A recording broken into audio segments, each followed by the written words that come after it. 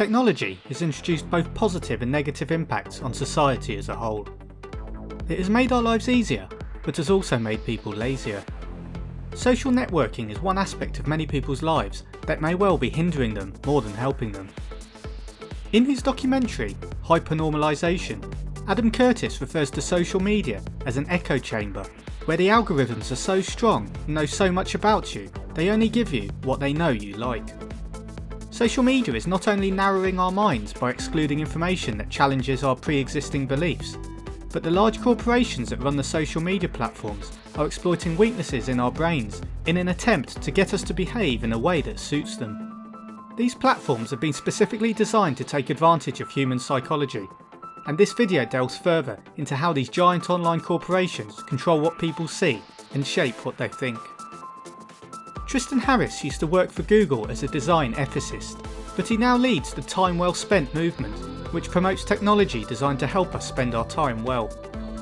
He wrote an article outlining just a few of the thousands of techniques used on social media to manipulate our behaviour. Let's explore some of these methods. Why is playing poker so addictive for some people? The reason is in the linking of an intermittent variable reward to a human action. The reward for playing a hand of poker could range from getting a good hand and winning a lot of money, to getting a bad hand and winning nothing, or anything in between. This unpredictability of inconsistent and occasional rewards is what keeps a person playing, and social media platforms are using the same psychological principle in their apps. When Facebook displays a red icon showing us that we have a notification, we click it to see what's underneath, as we don't know what it's going to be about.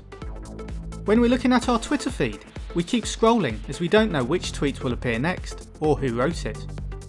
Because likes, photos and tweets don't appear on a set schedule, we check for them compulsively. If you visit a supermarket for some bread and milk, have you ever noticed that often they are far away from each other, or positioned at the far end of the store? This is deliberate, so that to achieve your reason for going to the store, to get some bread and milk, you also achieve the store's business need of maximising how much you buy by walking past several other items for sale. Social media uses the same method. When you log on to perform a specific task, such as sending a tweet, you are shown your newsfeed. When you view your newsfeed on Facebook, you are shown top trends, a ticker of friends' activities, people you may know, and adverts.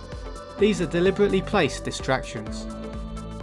An easy way to get people to consume more content is to change an encounter that is finite and make it everlasting.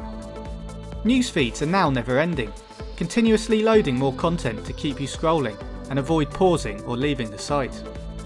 Sites such as YouTube now autoplay the next video, so you don't need to make a conscious choice to continue watching, again achieving their goal of increasing the amount of time people spend on their site. By controlling what is on the menu, you give the illusion of freedom and choice, while allowing only options that benefit the creator of the menu. If you sit down at a restaurant and choose a meal from the menu, are you really eating what you want? People rarely think about what is not on the menu, and why they're given some particular options and not others. In certain cases, there may be an overwhelming array of choice on the menu, to the point where the menu becomes a distraction. However, the menu with the most options is not always the one that empowers us the most. For example, if your aim is to eat a healthy meal, that will be more difficult to achieve if there is only fast food on the menu. And similarly, you don't necessarily become more aware of what is going on in the world by just reading a menu of newsfeed stories tailored for you. The foot in the door phenomenon refers to the fact that people tend to be more likely to comply with a large request if they have already agreed to a smaller one. Social media companies utilise this strategy by asking people for a small request, i.e., click here to see who liked your post, and then ramping up from there, offering several other options of engagement. Many people don't estimate correctly how much time they spend on a site after that initial first click. Reading what somebody has written on your page may take a matter of seconds, but could result in half an hour browsing the site. No matter how small the chance, the fear of missing out on something important is another psychological trait that is exacerbated by social media and keeps us using the services. People stay friends with other people on Facebook despite not talking to them for years, just in case they have something important to say. They also continuously browse their newsfeed so they don't miss an important news story or lose track of what their friends are talking about. It is important to note that despite the fact that when we stop using something we will always miss out on things, we don't miss what we don't see. A message alert that instantly notifies a person when a message has been sent is a far more persuasive way of getting somebody to respond compared to other methods such as email. These constant interruptions mean you spend more time on the site, but it has a detrimental effect on your attention span. One study estimated that owners of a smartphone check it 150 times a day. Switching off notifications will stop our attention being constantly interrupted.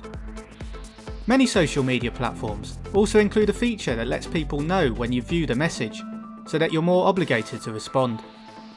Snapchat takes it a step further and lets you know when your friend is typing a message, again obliging the person to always finish what they started and send a message. Social reciprocity refers to how one person's behaviour influences the behaviour of another person. For example, by doing somebody a favour, they may feel the need to owe you one next time. By following somebody online, many people would think it rude for them not to follow you back. Social media companies can manipulate this reciprocity to get you to spend more time on their platform. If you receive an email saying that you've been added as a friend, you may feel obliged to log on and accept the friendship request. In reality, the request may have come from a people you may know list on the platform, rather than your friend making a conscious decision to find and add you. But the end result is that time spent on the site has increased. Despite giving a user a choice, the decision they make can still be influenced by making one choice harder to achieve than another. For example, if you want to permanently delete your account on Facebook, something that's not in their interest for you to do, you can't do so by simply logging in and navigating to your security settings. By doing that, you are only given the option to deactivate your account. To permanently delete it, you need to know a specific URL which is not linked in their settings but can be found in their help section, making it a task that's more difficult and therefore less likely to be achieved. It is a human motivation to feel that we belong and are appreciated by our friends. When we're tagged in a photograph on social media by somebody we know, it suggests that we have been approved by our friend. However, often the technology companies suggest tagging faces in photos automatically, meaning they now control the approval rather than it being an independent, conscious choice by your friend. In the same way, we are more vulnerable to social approval when we upload a new profile picture. Social media companies can rank these photos higher in their newsfeed, resulting in more likes and comments for you to interact with, meaning you'll use the service more. Technology is capable of persuading us to act in certain ways, and cyberspace is constantly becoming more sophisticated and responsive to human interaction. The methods highlighted are just some of the ways we are being influenced and manipulated. By being aware of them, we can alter our behaviour to make informed choices, rather than just relying on our impulses, which can be taken advantage of.